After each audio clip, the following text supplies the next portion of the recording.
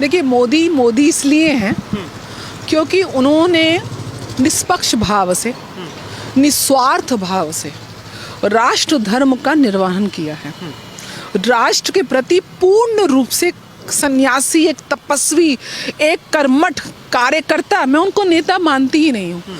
मैं तो उनको ऐसा मानने लगी हूँ कि वो कण कण में भारत के विराजमान हैं।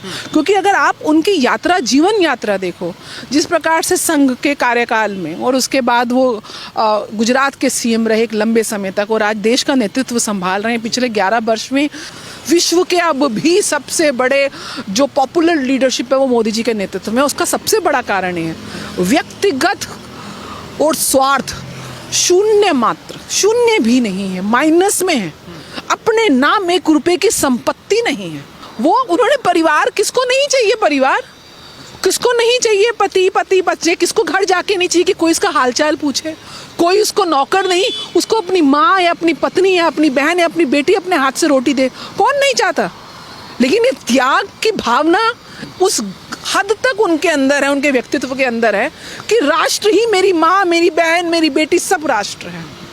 वो एक पूजा जिसे पकारते हैं, मैं कहती हूँ भगवान से भी ऊपर उन्होंने श्रेणी इस राष्ट्र, इस मातृभूमि को दी है।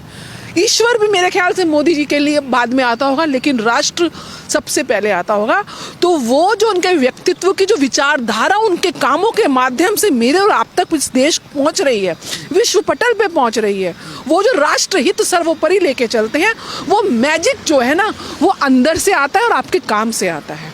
तो मोदी को मोदी बनाने वाला, मोदी का वो मन और वो उनकी जो विचारधारा और उनकी डेडिकेशन, उनका त्याग, उनकी तपस्या, उनका ये सन्यासी जीवन, पूरा जीवन जिसने, मुझे लगता है अगर मोदी जी से कोई जाके आप पूछो कि कितने जन्म चाहिए ये सेवा देने के लिए, तो वो कहेंगे कि मैं जन्मों जन्मों तक इस मातृभूमि की सेवा करना चाहता हूँ। वो व्यक्तित्व उनके ऑरा से, उनके काम से निकल कर आता है, इसलिए मोदी मैजिक चलता है।